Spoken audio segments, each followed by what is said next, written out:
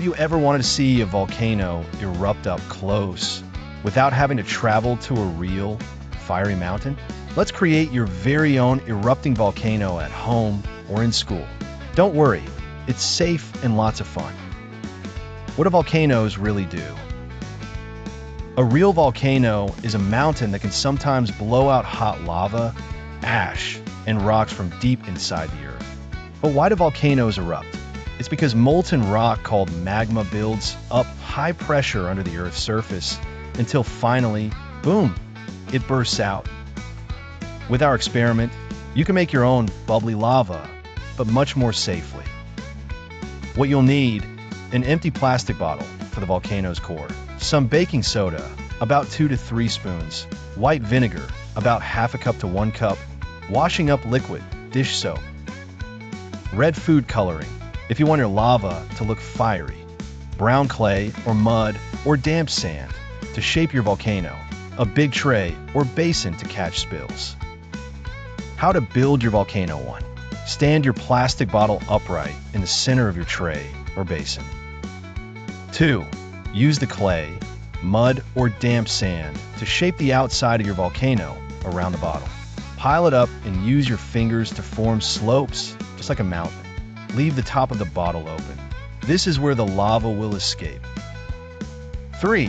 Add a few drops of red food coloring and a squirt of washing up liquid into the bottle. This makes the lava foamy and colorful. Time for the eruption. 1. Spoon the baking soda into the bottle. You're nearly ready for the eruption. 2. When everyone is watching, pour the vinegar into the bottle and quickly step back. 3. Watch as your homemade volcano bubbles and flows red, foamy lava down its slopes. What's really happening? When you mix baking soda and vinegar, you're making a chemical reaction. Baking soda is a base and vinegar is an acid. When they combine, they make a new gas called carbon dioxide. This gas builds up lots of bubbles and pressure, just like magma underground.